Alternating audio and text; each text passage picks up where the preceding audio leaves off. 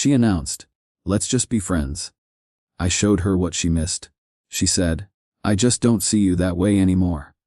I smiled and replied, "I respect that." 6 months later, I was on the cover of a local business magazine. She texted me a picture of it and said, "We should catch up." I left her on read. My name is Mark. I am 31 years old and, until recently, I worked as a senior project manager for a mid-sized tech firm. My partner was Sarah, who is 29 and a graphic designer at an advertising agency. We had been in a relationship for 4 years. For the last 2 of those years, we lived together in a rented apartment. Our relationship was structured and consistent. We had a routine that involved our respective careers, shared chores, and social engagements with a common group of friends. On the surface, our partnership was functional and stable. Our long-term goals, however, were a point of divergence. Sarah was interested in traveling more and experiencing a less structured lifestyle. I was focused on a business concept I had been developing for over a year. It was a software, as a service platform, designed to help small businesses streamline their inventory and supply chain management.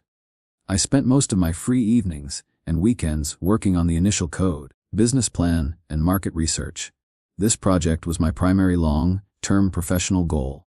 Sarah was aware of the project, but viewed it as a hobby that consumed time we could have been spending together on other activities. This difference in priorities was a recurring topic of discussion, but it had not previously been presented as an unresolvable issue. The conversation that ended our relationship took place on a Tuesday evening. We had just finished dinner. Sarah initiated the discussion by stating that she needed to be honest about her feelings.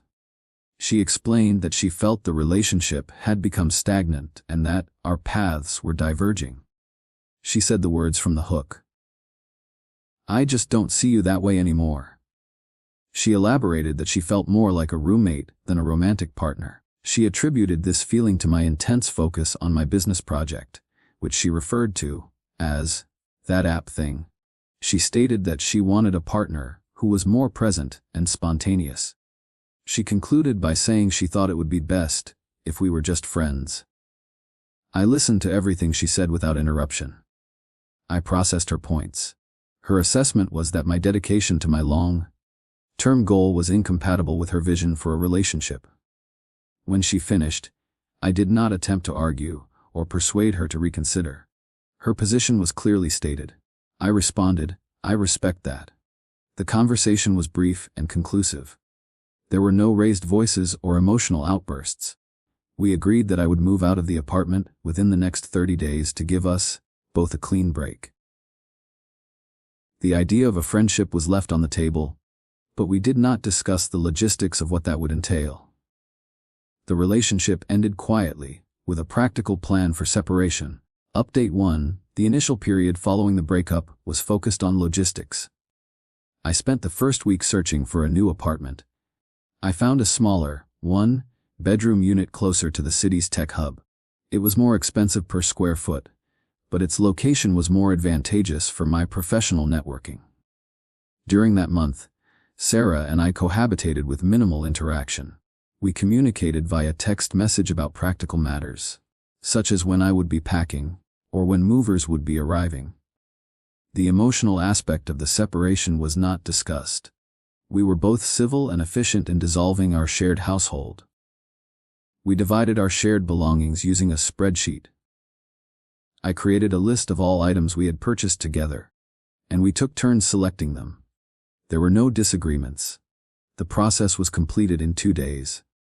On the day of the move, she was out of the apartment, an arrangement we had agreed upon to make the process smoother.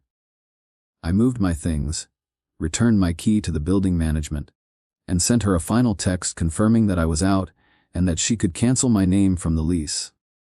Once I was settled in my new apartment, I had to decide how to handle the "let's just be friends" offer.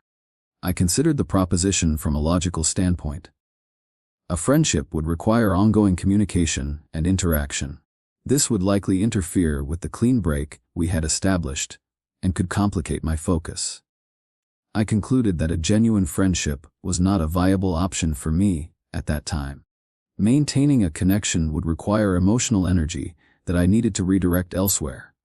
I decided that a period of no contact was the most practical course of action. I did not announce this to her in a dramatic fashion. I simply stopped initiating contact. Since she also did not reach out, a de facto no contact period began. I removed her from my social media feeds to eliminate distractions.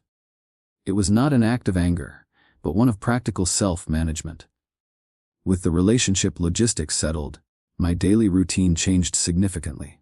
The time I had previously spent with Sarah, evenings, dinners, weekends, was now entirely available. I redirected all of this time and energy toward my business project, which I had named SyncFlow. I created a rigorous work schedule for myself. My day job as a project manager was from 9 a.m. to 5 p.m. My work on SyncFlow was from 7 p.m. to 2 a.m. on weekdays, and for 12 hours each day on Saturday and Sunday. I used my project management skills to create a detailed development roadmap with strict deadlines. I treated my own project with more discipline than I treated my paid employment. The solitude of my new apartment became a productive environment. I was not focused on the loss of the relationship. I was focused on the execution of my business plan. Update 2. The first 3 months of this intense work schedule yielded significant results. I completed the beta version of the SyncFlow platform. It was functional, but it needed to be tested in a real-world environment. Using my network from my day job, I identified 3 local small businesses that were struggling with inventory management. I offered them free access to the platform for 6 months in exchange for detailed feedback. This was a critical step in the development process. Real-world user feedback is invaluable for refining a software product. All 3 businesses agreed. I spent the next month onboarding them, training their staff, and setting up a system to collect their feedback. The initial feedback was overwhelmingly positive, but also highlighted several critical bugs and areas for improvement in the user interface. I worked methodically through this list, often pushing code updates late at night based on feedback I had received that day. I was in constant communication with my beta testers, building a strong rapport and demonstrating my commitment to solving their problems. During this time, I made a calculated decision about my career. My day job provided financial stability, but it was also a significant drain on my time and mental energy. My savings were sufficient to cover my living expenses for approximately 1 year. The progress with SyncFlow was promising, and the market research suggested a viable business model. I performed a risk analysis.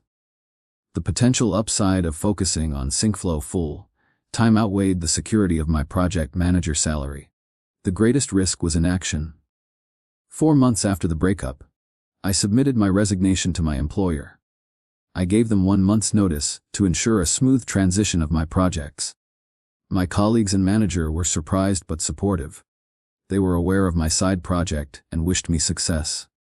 This was the point of no return.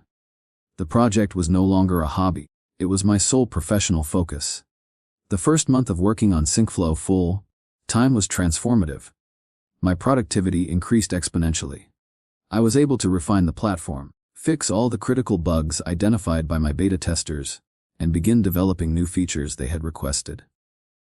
By the end of the 5th month post-breakup, all 3 beta testers had indicated their desire to become paying customers once the free trial period ended. One of them had even referred another local business to me.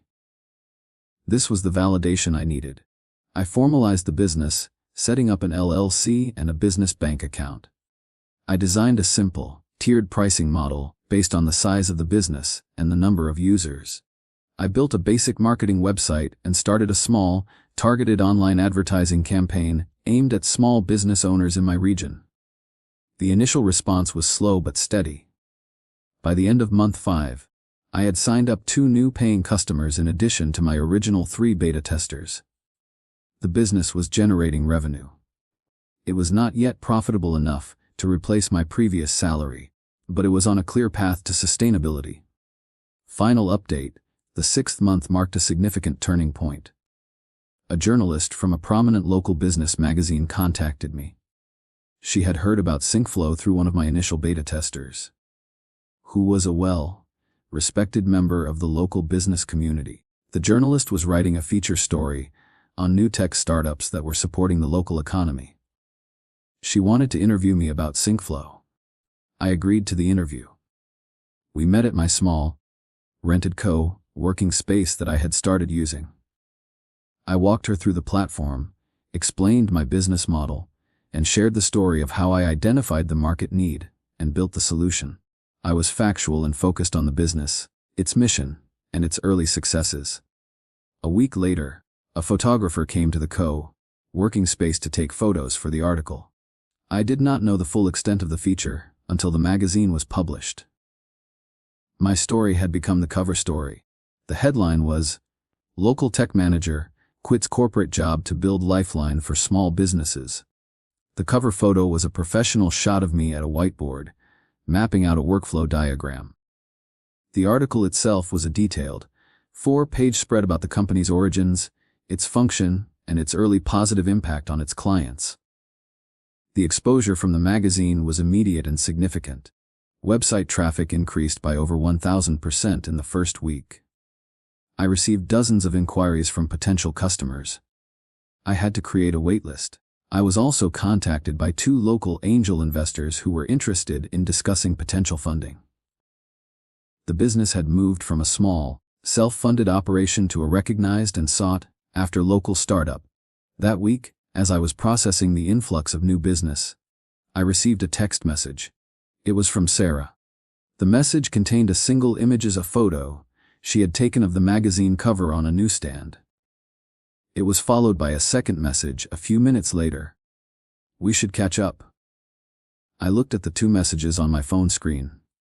I thought about her reasoning for ending our relationship 6 months prior. She had seen my focus on the project as a liability, a distraction that made me an unsuitable partner for her. Now that this same project had produced a visible and socially validated form of success, she was expressing interest in reconnecting. The data was clear. Her interest was correlated with my success, not with me as an individual. My decision-making process was straightforward. A meeting with her would offer no value to my personal or professional life. It was a distraction from the work that required my full attention. I put my phone down, face down on the desk, and went back to responding to emails from potential new clients. I did not reply to her message. That chapter was closed, and my focus was on the future I was building.